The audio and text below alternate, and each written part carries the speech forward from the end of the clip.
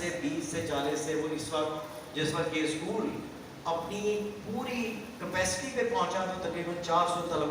طلبات وہاں پر زیر تعلیم تھے. اور اس کے بالکل اپوزٹ ان کے جو داماد ہیں ان کا گھر تھا, انہوں نے بھی وہ گھر جو ہے وہ میاں صاحب کو دے دیا اور وہاں پہ پرائمری اسکول تھا. یہ دونوں اسکول وہ ہیں جہاں میاں صاحب مجھے ہاتھ پکڑ کر لے کر گئے کہ ان اسکولوں کی ٹرانسفارمیشن کرنی ہے.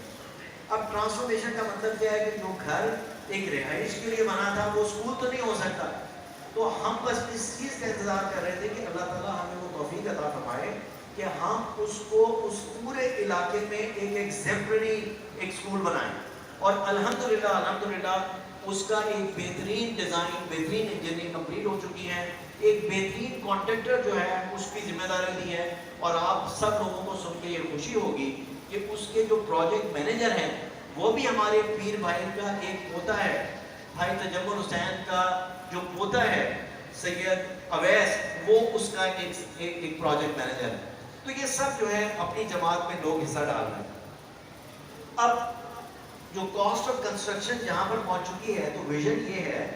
کہ اس اسکول کو ڈیمالش کیا جائے تو ہو چکا, تو آج اس کا ہم نے افتتاح کیا ہے. اور جو پہلے والے اسکول کی بچیاں ہیں وہ دوسرے اسکول میں ڈبل شفٹ کے طور پر وہ تعلیم حاصل کر رہے ہیں. تو ایک بہت ڈیفیکلٹ ہے, پینفل پروسیس ہے,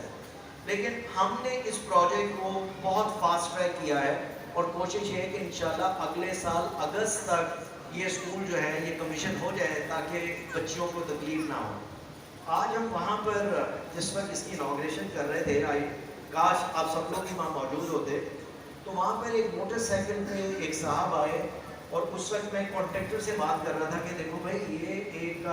نہ رہائشی منصوبہ ہے نہ یہ کمرشل منصوبہ ہے, اور یہ جو اسکول ہیں یہ کمرشل بیسس پہ نہیں چلتے, یہ سب کے سب ڈونیشن پہ چلتے ہیں اور اس کے بعد ہم لوگوں کا کوئی اس کے اندر کوئی معاشی اس کا فائدہ نہیں ہے. تو وہ شخص یہاں پر آیا, اس نے کہا کہ جناب میں اور میری بچیاں اور میرے سارے خاندان کے لوگ جو ہیں وہ میاں صاحب کے شاگرد ہیں, اور ہم یہ نہیں جانتے تھے کہ وہ اتنے بڑے بزرگ ہیں, ہم سمجھتے تھے کہ ہمارے والد ہیں. اور یہاں پہ اسکول کا ماحول ایسا ہے کہ ہمیں پتہ ہے کہ ہم اپنی بچیوں کو بغیر کسی پریشانی کے وہ بھیج سکتے ہیں. تو یہ وہ اسکول کی وہ ریپوٹیشن ہے. اب اس کی تعمیر کے لیے جو اس وقت کاسٹ آف کنسٹرکشن اوپر چلی گئی ہے, تو ایک پہلی دفعہ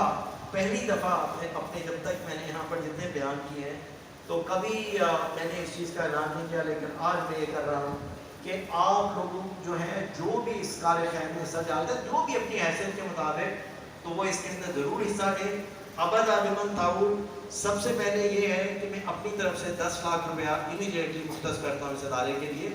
اور میری کوشش یہ ہے کہ میرے جو دونوں بھائی بیٹھے ہیں وہ بھی اپنا اس میں حصہ ڈالیں گے, اور جیسے جیسے جو بھی آپ کی استطاعت ہے اس کے مطابق دیں, کیونکہ کوشش یہ ہے کہ اس کے اندر کسی قسم کی تکلیف نہ ہو اور یہ پوری کی پوری رفتار کے ساتھ یہ پروجیکٹ کمپلیٹ ہو. کیونکہ جیسے ہی یہ پروجیکٹ کمپلیٹ ہوگا اس میں میری ذمہ داری یہ ہے کہ ہم نے اس اپنی انجمن کو ایک SECP ایک ادارہ ہے, security exchange corporation of Pakistan, وہاں بھی ہم نے رجسٹر کروا دیا ہے. تو اس میں جتنے بھی میرے تعلقات ہیں میں ان سے بھی ڈونیشن لے کر آؤں گا, کیونکہ اگر ویژن یہ ہے کہ ایونچولی ہم نے یونیورسٹی بنانی ہے تو پھر تو ہمیں ایک بڑا پلاٹ بھی چاہیے ہوگا, اور اس تعمیر کے بعد جو دوسرا پرائمری اسکول ہے اس کو ڈیمالش کیا جائے گا. تو یہ سلسلہ جو ہے میں جاری و ساری رکھنا چاہتا ہوں. تو اس وجہ سے جتنے بھی لوگ ہیں یہاں پر ہیں یا ملک سے باہر ہیں, میری ان سے ایک ذاتی یہ درخواست ہے کہ یہ بہت بڑا کار خیر ہے, صدقہ جاریہ ہے, یہ زندگی فانی ہے, اور یہاں پر جو بھی آپ کار خیر کریں گے وہ آپ کے لیے صدقہ جاریہ ہے, اور دوسری دنیا میں وہی چیز کام آتی ہے. وہ قرآن پاک کی آیت ہے کہ آپ لوگ اس چیز کو نہیں سمجھتے کہ یہ جو چھوٹی زندگی ہے اس کا فائدہ نہیں ہے, اور جو دیر آخری زندگی ہے وہ اس سے بہت بہتر ہے, لیکن ہم لوگ اس چیز کے لیے نہ ایفرٹ کرتے ہیں اور نہ اس چیز کو سمجھتے ہیں. تو اللہ تعالیٰ آپ سب لوگوں کو جزائے خیر عطا فرمائے اس چیز کے لیے. اور آخر کے اندر جو میری درخواست ہوگی, آج جمعے کی نماز میں نے پڑھی ہے اور مجھے دیکھ کر بہت خوشی ہوئی کہ پروفیسر عاصم صاحب کا جو بیان تھا, وہ بیان کے اندر انہوں نے نہ صرف ایک جو ریچول چیز ہوتی ہے کہ وہ قصے سنا دیے, وہاں پر انہوں نے سورۃ العصر جو ہے اس کا مفہوم بتایا. تو اس ادارے میں میری درخواست ہوگی یہاں پر جتنی بھی فیکلٹی ہے کہ بچوں کو جو قرآن پاک جب پڑھائیں تو اس کا مفہوم ضرور سمجھائیں، احادیث کا مفہوم ضرور سمجھائیں، تاکہ ان کو یہ پتہ چلے کہ قرآن پاک میں جو اللہ تعالیٰ کا فرمان ہے اس کا مطلب کیا ہے، تاکہ وہ اس کے مطابق اپنی زندگی گزار سکیں۔